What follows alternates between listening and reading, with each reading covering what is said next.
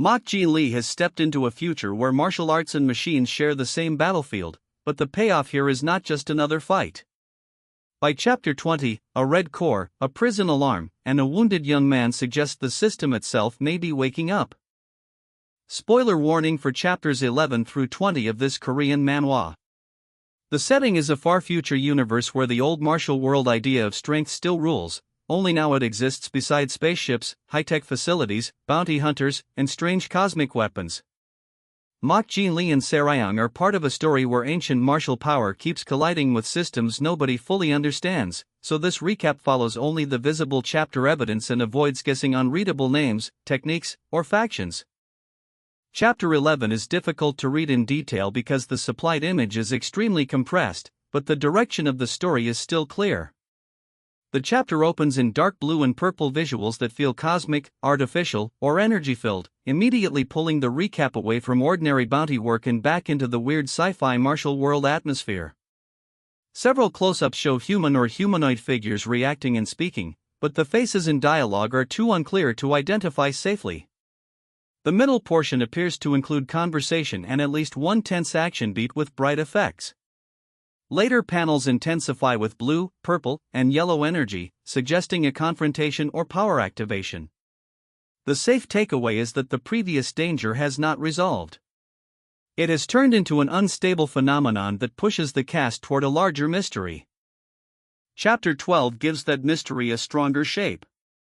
It begins with space or planetary imagery, then shifts into a dark futuristic platform where a lone figure appears against the cosmic setting. A white-haired figure receives a dramatic close-up, which makes them feel important even though their exact role is not confirmed. The scene then moves into a ruined or crowded battlefield-like area as purple energy begins spreading around several fighters.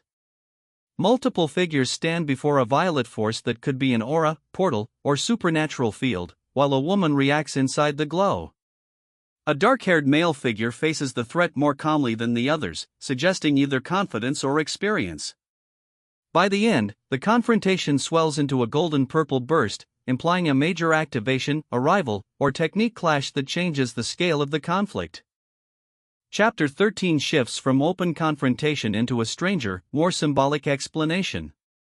It starts in a cold blue space or facility where several figures speak, including a dark-haired young man, an older robed man, and a dark-haired woman in red clothing.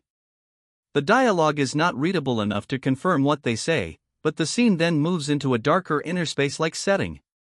At the center is a small sprout under a bright spotlight, treated as something important rather than background decoration. A bald childlike figure with large ear-covering accessories stands near it and seems central to the discussion. Purple glow, a helmet-like object, and a blue-toned figure connect the scene to both technology and spiritual power.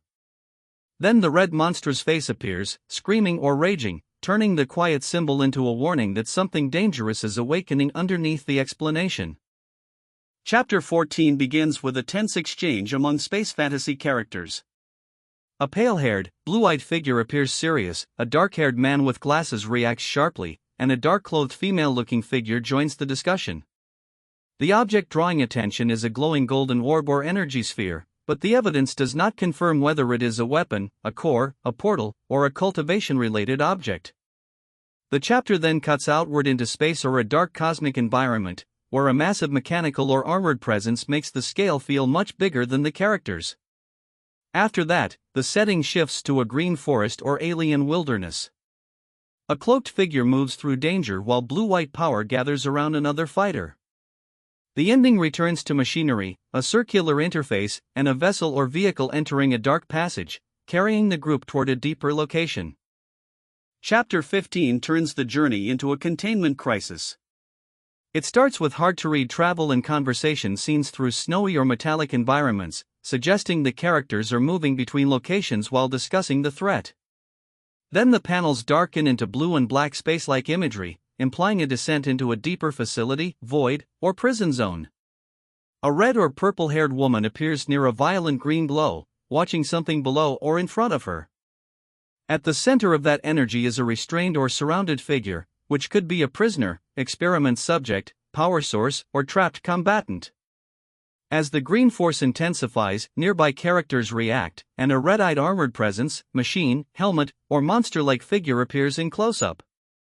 The readable warning clues mention a prison and a beacon, so the chapter ends with containment feeling dangerously close to failure. Chapter 16 keeps escalating through color and force rather than readable dialogue. It opens in a dark cosmic or battlefield scene filled with intense effects, then fiery orange panels suggest an explosion, heated chamber, or chaotic confrontation. Characters appear in close-up during a tense exchange, but the evidence cannot safely identify their exact lines or roles. The scene then shifts into a colder blue-tone environment that could be space, water, ice, or futuristic ruins. A lone dark-clad martial figure stands or moves as energy gathers, and blue-green streaks cut across the panels like attacks, movement, or a martial technique.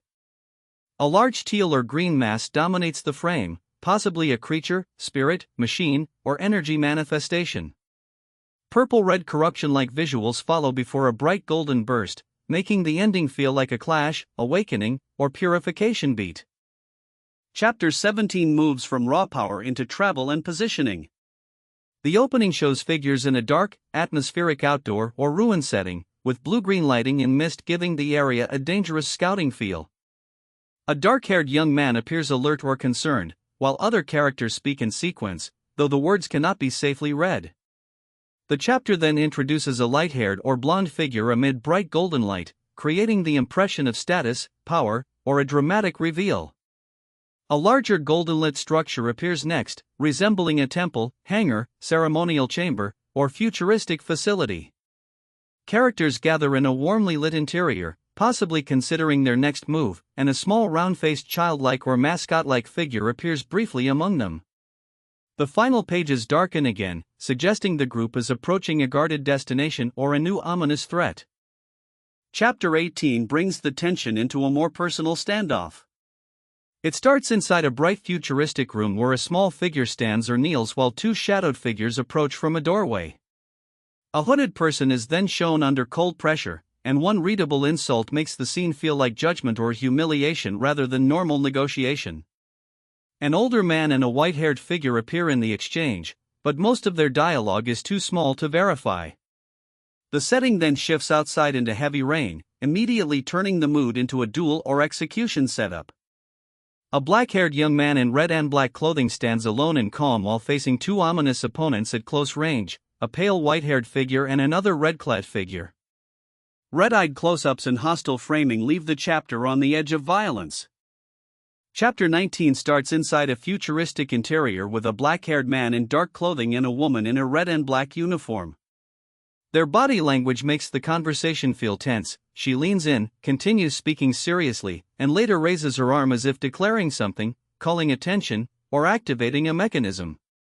The scene then widens to a larger room where a dark-haired figure is surrounded by intense purple energy, implying a power display or dangerous activation.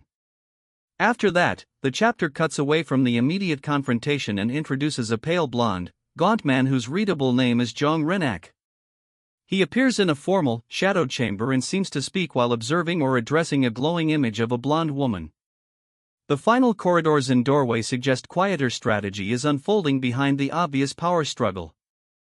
Chapter 20 centers the danger on a red circular core or eye-like device. It opens with a tense face close-up, then moves into a dim industrial or facility-like room where a lone figure stands under strong blue-white light.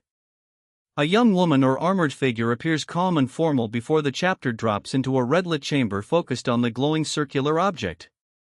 A figure stands before it, suggesting observation, activation, or confrontation. The red panels become harsher and more mechanical, and a pale or bald older-looking man appears to speak in the same red atmosphere. A wounded young man is then shown under that glow, implying the system may be affecting him directly. The chapter flashes through monstrous red imagery, a barren wasteland with a red object, and finally a futuristic facility where a white-haired figure is bowed or collapsed. These chapters work because they keep expanding the story's identity.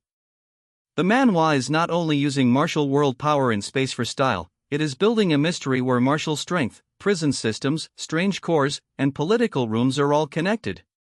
Purple energy, green containment, golden bursts, and the red core each feel like different doors into the same hidden mechanism. The cast keeps moving through places they do not fully control, while figures like Jeong Rinak suggest that strategy and authority matter as much as raw strength. By chapter 20, the latest cliffhanger is clear: something inside the redlit system is awake, and someone has already been hurt by it. That is the recap for chapters 11 through 20. Subscribe for the next part, because the red core, the prison warnings, and Jeong Rinak's quiet moves are all pointing toward a much bigger collision.